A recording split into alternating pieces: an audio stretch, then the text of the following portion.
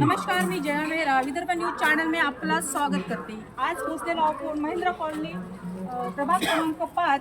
तर आज आपल्या इथले जे मॅडम आहेत शिवसेना शिंदे गट इथून त्या उभे राहिलेल्या, तर आपण त्यांना जाणून घेऊया त्यांच्या इथल्या ज्या लोकांसाठी जर त्या जे समस्यासाठी जे लोक आहेत त्यांच्या समस्या सोडवायच्या आहेत त्यांना, त्यासाठी त्यांना विचारून घेऊया की इथल्या ते कामं काय करणार आहे. सर तुम्ही इथल्या लोकांसाठी आमच्या इथे शिवसेनेच्या माध्यमातून आमचं पॅनल जर का निवडून आलं तर रस्ते रोड नाल्याचा आम्ही ते करूच.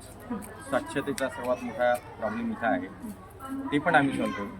युवा वर्गासाठी अभ्यासिकेचे नियोजन आहे आमच्या इकडे. आमच्या इथे गार्डन आहे, ते गार्डन दुरावस्थेमध्ये आहे. काही काही ठिकाणचे गार्डन एक अतिशय सुंदर आमच्या संजीवनी संतोषी नगरातलं गार्डन सुधारलेलं आहे. तशाच स्वरूपाचं गार्डन आम्ही येथील जनतेला उपलब्ध करून देण्याचा प्रयत्न करू. आणि प्लेग्राऊंड सोबतच प्लेग्राऊंड तिथले जे इन्स्ट्रुमेंट असतात, नागरिकांना फिरायसाठीची सोय, ट्रॅक, या सर्व सुखसुविधा उपलब्ध करून देण्याचा आम्ही सर्वजण प्रयत्न करणार. आता जे युवा पिढीची जी समस्या आहे किंवा रोजगार नाही त्यांना, त्याच्यासाठी तुम्ही काय उपलब्ध करून देणार? बघा, रोजगारासाठी आम्हाला जे काही करता येईल ते आम्ही करू. म्हणजे बघा, आमच्या निधीच्या म्हणा किंवा आमच्या आवाक्यातला जो भाग येतो, समजा एखादा जिम असो, काही असो, आम्ही प्रत्येक नगरातील प्रतिनिधी घेऊन त्यांना काय म्हणतात त्याला त्या बॉडीमध्ये समाविष्ट करून त्या माध्यमातून फुलाची पाकळी रोजगार निर्मिती होईल.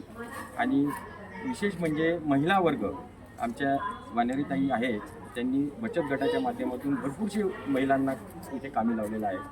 आणि लाडकी बहीण योजनेच्या माध्यमातून आम्ही प्रत्येक घराघरापर्यंत पोहोचलो आहे आणि त्यांना फुलाची पाकळी आपले उपमुख्यमंत्री म्हणा, मुख्यमंत्री म्हणा यांच्या माध्यमातून मिळत आहे. सेवा एक प्रकारची सुरूच आहे. शिवसेनेच्या माध्यमातून प्रत्येकाची सेवा सुरू आहे.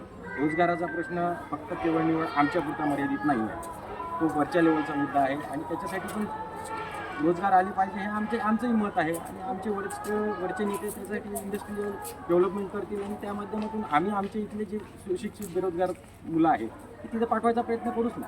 आणि त्यांना सुद्धा नोकरी मिळेल त्या माध्यमातून.